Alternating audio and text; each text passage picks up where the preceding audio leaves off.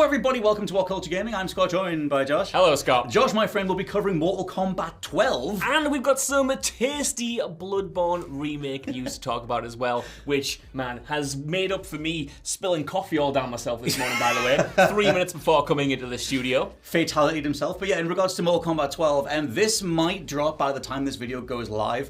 There's a few different rumors and theories doing the rounds as to the exact time that Mortal Kombat 12 will be officially revealed, because the official Twitter account for it showed a clock counting down or pointing to the number 1, which we'll get to. I think MK12, it'll be on the 12th of May, it'll be on tomorrow, it'll be on Friday, but we'll wait and see. We'll do some stuff with the trailer if that does drop. However, right now, we have Bill over on Twitter just revealing a bunch of information for the game. They're very much a trusted source, trusted insider, and they just tweeted what looks like an official product page for the game early, saying the next Mortal Kombat game is from NetherRealm Studios / WB Games, and it will be called Mortal Kombat 1. Interesting, We'll get back to that stuff in a minute, because it does line up with where the fiction, where the lore is, where the story is in Mortal Kombat overall. But this is a next-gen exclusive. It's listed for PC, but PlayStation 5 and Xbox Series S/X, but there is also a Switch version as well. But the overall assumption is that it'll be geared towards next-gen systems, hence listing the PS5 and the Xbox systems. It's listed for $70, so it's going to be a premium title. The Switch version is listed for $60, and there are some other versions as well, like a premium version and a collector's edition, which goes up to $250, which is probably where I'll be going. Of course you will. We will see.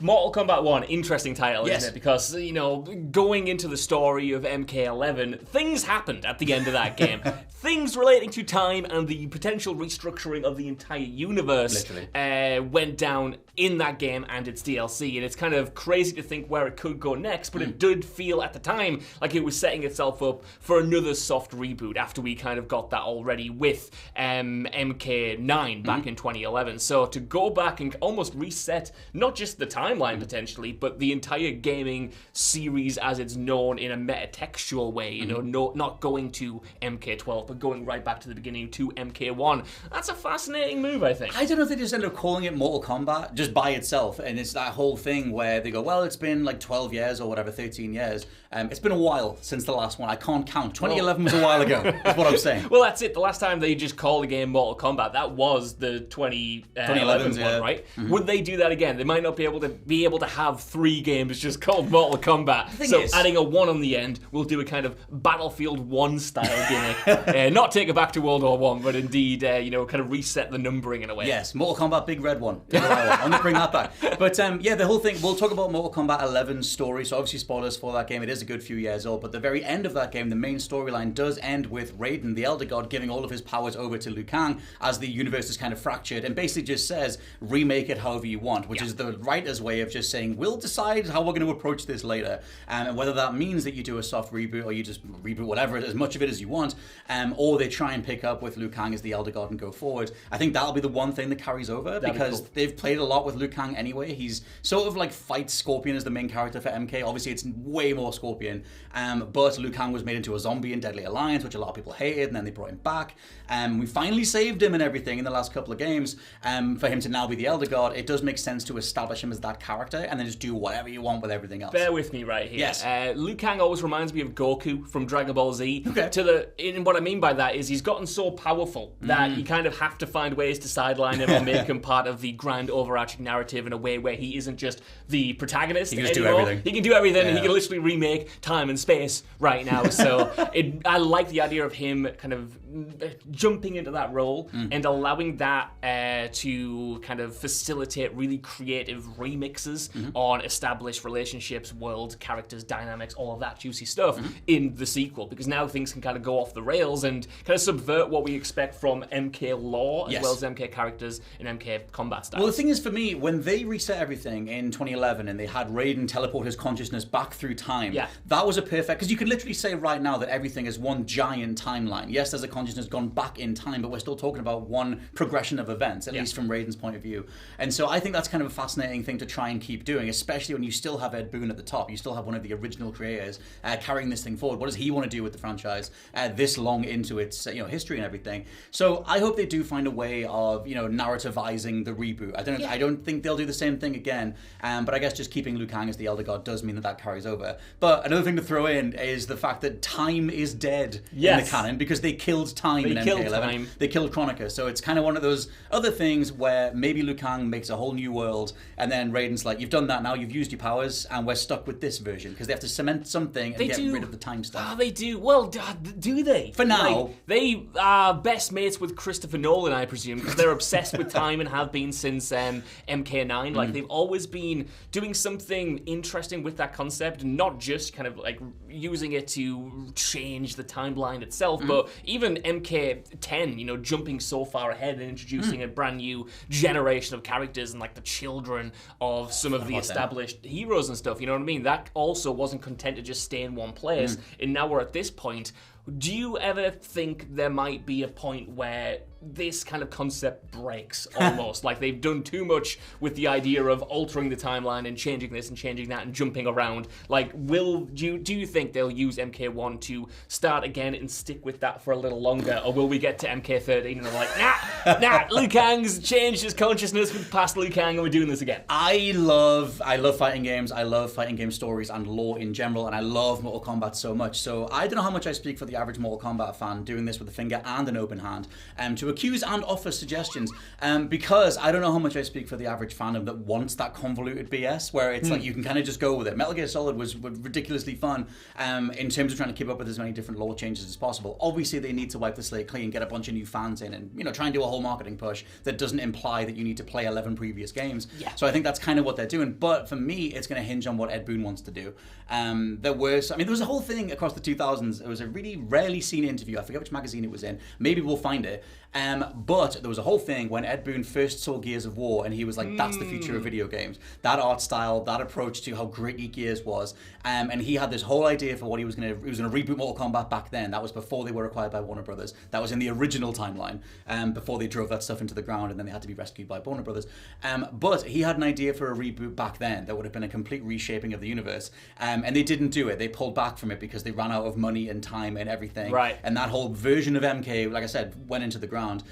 Deception and Armageddon and whatever. And then they've only been going with this new canon since 2011. So I'm fascinated by what a creator who's been doing this for this long wants to do with his literal IP. Yeah, that's so rare, isn't it? Like, we have reboots all the time. We have remakes all the time, but it's so rare for one creator to oversee all of those changes and reimaginings themselves, and I think that's why I always have a lot of trust in MK, because even those games that weren't quite it for a lot of fans, your Armageddons, your Deadly Alliances, your Deceptions, I really like those games. Oh, dude, I love those games. And then when it was rebooted, I really liked those games, and I loved MK11, probably my favorite one. Just that game is impeccable from a kind of, mechanical standpoint, from a visual standpoint. So I kind of like have this implicit trust with the team, at least creatively, that I'm just excited to see where they go, and I'm kind of just along for that ride. I think for me as well, it's one of those things where NetherRealm as a studio have only gone strength to strength. Like when Injustice 2 came out, I was like, that's the best playing fighting game that NetherRealm have ever built. MK11 was then the next best fighting game they've ever built. So they've only gone strength to strength on the gameplay stakes. And obviously there's all the fatality stuff to be addressed in regards to now we have even more realistic graphics. There were a bunch of reports doing the rounds. Especially if they're next gen only, huh? Yeah, well, exactly. There was a bunch of reports doing the rounds when MK11 came out, just saying from the dev point of view, we're having to look at a lot of horrible images and a lot of viscera to try and get this stuff accurate. And the back and forth on like, well, you are working on Mortal Kombat, but also the reality of, back in the 1992 or whatever, they didn't think it was going to go this long to get graphics that would be this realistic. So I kind of wonder about that side of it as well. And do you delve more into it? Do you have to make it more itchy and scratchy style violence? I hope so, to get around, the reality of bodies being effed up in that way. All round though, I'm very excited. As you can tell, I love Mortal Kombat, and I'll be very giddy watching those fatalities. Me too, regardless. As well. Like I say, I used to be such a big fan of Mortal Kombat, and then 11 got me back in such a big way. Loved that game. Loved the direction that they took. And I'm a little bit disappointed that they haven't had an Injustice game between installments. But that said, it has been a little while since MK11, and the time feels right. Like the momentum behind MK as a franchise is great, alongside the movie that's coming out, the sequel to the recent kind of remake, reimagining, whatever And the you would call remaster it. of Shadow Monks that he tweeted about? And the remaster of Shallow and Monks, which I still go to bed dreaming about every single night. It's in a good place, is what I'm saying. The momentum's there. I think a lot of people will be excited by this news, more so, I would argue, than Injustice fans, who, you know, I feel for, I really do, but MK is like, to Warner Brothers, they're kind of crown jewel at this point. You know, a lot of their other franchises, well, not necessarily recently, but, you know, they had a kind of period where they were kind of going off the rails a bit with Shadow of War and stuff, and then MK has always been the one thing that they've been able to bank on and go, please make us some money. Yes, minus the fatality tokens that we had in the beginning of MK11 that a lot of us screamed about, and they went, oh god, sorry, let's fix the microtransactions. I never said they were a good publisher. I said they're a publisher that likes to make money. They've always got to get a needle in. They're always going to find some way of doing it.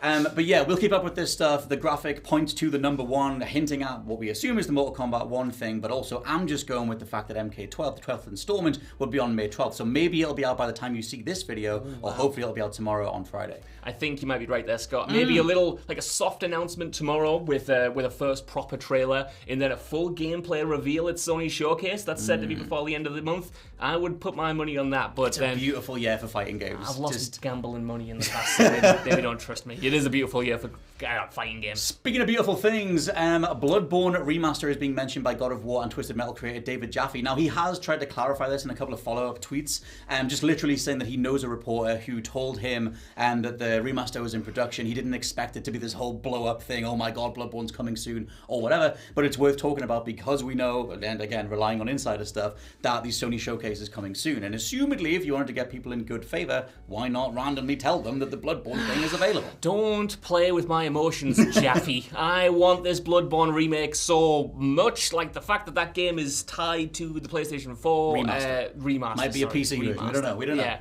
as long as it's 60 frames per second, I don't care. Right. You know Okay. what I mean? Okay. That's the point I was going to make. Yeah, Yeah, like Bloodborne, you could obviously play on PlayStation 5 right now, but it doesn't have any of that fancy kind of upscaling business that a lot of games got. It's still locked to 60. It might not be if you put VRR on, but the point is, like, there's no official patch. It doesn't feel great. As someone who's gone back to that quite a lot, who's tried the VRR with my fancy TV and just tried to make that game playable, and who has become a 60 FPS snob, it's very, very hard to play that game now, unless you force yourself to get used to the 30. It's ludicrous that we don't have a frame rate patch for that. It is. It's interesting that Jaffe refers to it as a remaster, though, because in my head, I would have assumed that would be the next project from Blue Point Games, who obviously remade Demon's Souls, so I always wondered whether they would give Bloodborne that treatment. Not saying it necessarily needs that treatment. It's only, less than 10 years old at this point, but I would take a touched-up version of Bloodborne, or at least a patched-up version of Bloodborne that runs a little better. Any version of Bloodborne, to be honest, I would take. Yes, just do some sort of next-gen release. A couple of quotes from Jaffe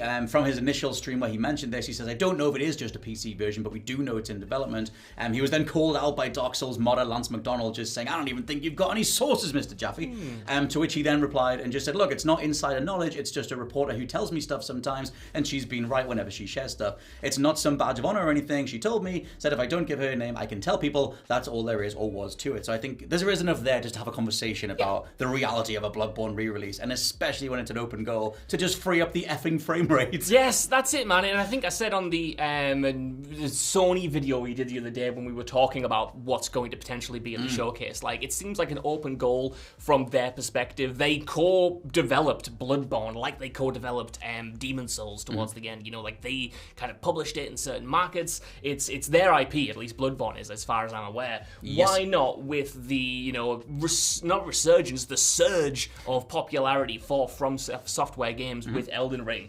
Like, they should just point to the game that they have. Tap the sign. And go, look, this is a great game. It's a From Software game. More people need to play a Bloodborne. I'm just saying, you open the showcase and you have a From Software logo, and then you just get it out the way. You go, hey, by the way, the thing every single person has asked for, we're opening the showcase on it. Why is that so hard? I think what's kind of overlooked in a way as well is that Sony kind of keeps pumping money into From Software as a company. They haven't took it over or anything like that, but they've been, as far as I'm aware, like maybe buying shares or kind of like they have a relationship there, a monetary relationship. So to me, if they're putting money into From Software games, they obviously want to align those games with Sony and their PS5, so they already have one there ripe for a sequel or spin-offs or a remaster. Like, do more with Bloodborne, is all I'm trying to say. Please. Do the obvious thing with Bloodborne, and then maybe flesh more of that stuff out. Let us know what you think down in the comments below of Mortal Kombat's reboot and the idea of a Bloodborne remaster, which could just be on PC, or could be the thing that we're all looking forward to. I just want a nice frame rate. For now, I've been Scott from MoreCulture.com. I've been Josh from MoreCulture.com. And we'll catch you next time. Bye-bye. Goodbye.